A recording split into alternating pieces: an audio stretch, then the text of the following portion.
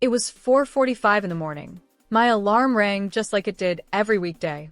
I stared at the ceiling in the dark, feeling completely empty. My job paid well, 6 figures, health benefits, even bonuses. But still, something didn't feel right. Every month, I was counting down the days until payday. My bank account looked fine on paper, but I was living paycheck to paycheck. I didn't own anything. I had no savings, no investments, just bills, a fancy apartment, and some designer shoes that didn't make me feel any better. That morning, something clicked. Asked myself a question I had never seriously considered before. What would happen if I started saving 80% of my income? It sounded impossible, even crazy, but maybe that was the point. I didn't want to live a life where I was always spending more, just because I could. I wanted control. I wanted peace. I wanted freedom. So I made a decision. For 1 year, I would flip my financial life upside down and try to live on just 20% of what I earned. That small decision, made in the quiet before sunrise, would change everything. The myth of more money, more freedom. Most people think that the more money you make, the more freedom you have. That's what I believe too. But after years of earning a high salary, I realized something strange. I felt more stuck than ever. Every time I got a raise, my lifestyle got more expensive. I moved to a nicer place. I ordered food more often. I bought things just because I could. But the freedom I thought I was buying never came. In fact, I felt more pressure to keep up with everything. More bills, more stress, more fear of losing my job. A recent study in 2023 showed that over 40% of people earning over $100,000 still live paycheck to paycheck. That shocked me, but it also made me feel less alone. The truth is, freedom doesn't come from making more. It comes from needing less. If you spend everything you earn, no matter how much it is, you'll always be working for your next paycheck. Real freedom begins when you stop spending just to feel successful and start saving so you can live on your own terms. That's what I had to learn the hard way. Number 1. Why I chose the 80% saving rule. Most people thought I was crazy when I said I wanted to save 80% of my income. Why would you do that? They asked. You're young. Enjoy your money. But I wasn't doing it to punish myself. I was doing it to feel free. I started to see saving differently. It wasn't about giving things up. It was about taking control of my life. I didn't want to rely on my next paycheck to feel safe. I didn't want my job to control where I lived, what I ate, or how I spent my time. Psychologists say that when we save money, we feel more in control. That sense of control reduces stress, increases confidence, and even helps us make better decisions. It's called future-based thinking. You stop living just for today and start planning for the person you want to become. For me, saving 80% was a way to build that future faster. It wasn't about being rich. It was about having options to take a break, switch careers, travel, or even say no to things I didn't want. Once I changed how I thought about money, saving felt less like a sacrifice and more like power. Number 2. The financial awakening. By the 3rd month of saving 80% of my income, something strange happened. I started to feel calm. At first, it was hard. I missed the quick pleasures like ordering dinner or shopping online after a long day. But slowly, the noise faded. And in that quiet, I noticed something big. My money was actually growing. I looked at my savings account and saw numbers I had never seen before. My emergency fund was full. My investments were growing. For the first time, I wasn't worried about a flat tire, a medical bill, or even losing my job. Even better, I stopped feeling the pressure to prove anything. I didn't care about having the newest shoes or showing off on social media. I started focusing on goals, real goals.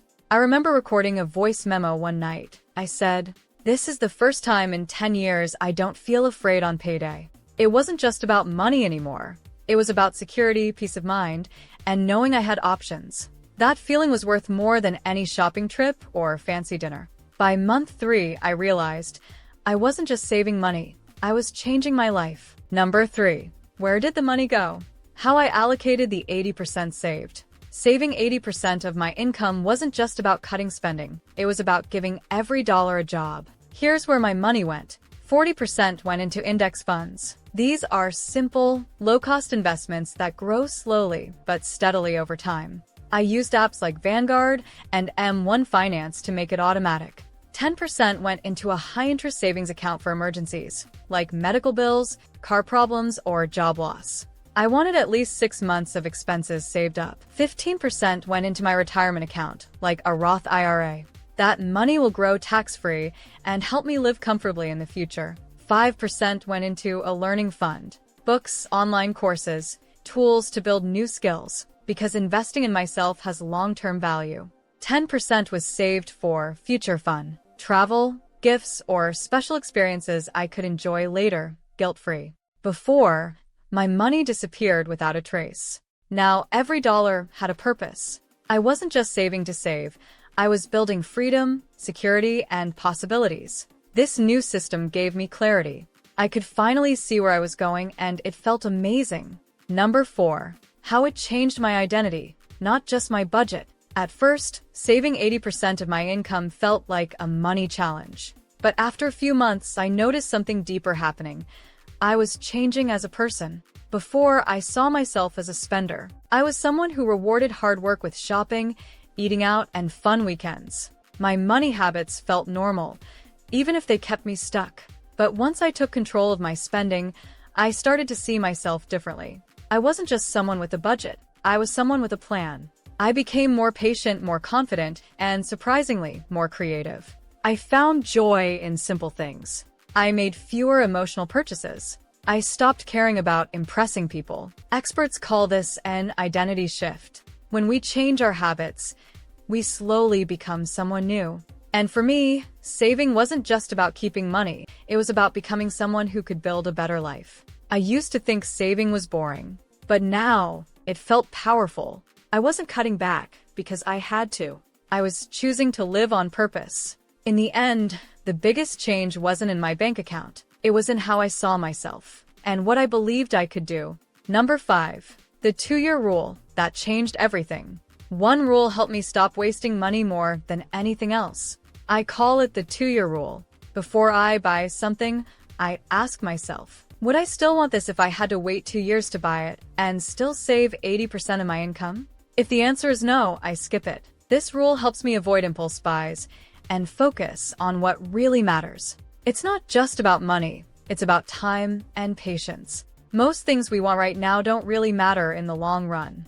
Waiting 2 years sounds extreme, but it's not about saying no forever. It's about making sure I really want it and can afford it without hurting my future goals. This one simple rule has saved me thousands and helped me make smarter, more meaningful choices with my money. What I'd do differently. Looking back, I made some mistakes when I started saving 80% of my income. At first, I cut too much, too fast. I said no to everything, even things that made me happy. I thought saving had to feel hard. That just made me stressed and tired. I also didn't plan well for unexpected costs like dentist visits or car repairs. Those hit hard and messed up my budget a few times. Another mistake? I forgot to make space for fun. I didn't leave money for birthdays, holidays, or small treats. That made me feel guilty every time I spent, even when it was okay. If I could start over, I'd be more balanced. Saving is powerful, but it should still feel sustainable. The goal isn't to suffer. It's to build a life that feels both smart and enjoyable. 1 year later, everything has changed. Before, I had around $8,000 in my bank account. Now, my net worth is over $78,000. I have a strong emergency fund, growing investments, and no credit card debt. I can now cover over a year of living expenses without needing a paycheck. But the biggest win isn't just the money, it's the freedom. I'm no longer afraid of losing my job. I don't panic when bills come in. I've even started planning a career break to explore something new without worrying about income. I still live simply, but not in a boring way. I feel lighter, more focused, and in control of my time. Saving 80% didn't just help me save money. It gave me options, and that's something money alone can't buy. This year taught me, true wealth is not how much you spend, but how much freedom you have. You don't need a big salary to start saving more. Even if 80% sounds impossible right now, you can still apply the mindset. Remember, it's not about being perfect. It's about being intentional. Even small steps can lead to big freedom over time. Now, if you want to learn how to achieve financial success, then watch this video next. If you made it to this point in the video, Please like and subscribe to the channel to see more content like this. Thanks for watching, and I'll see you in the next video.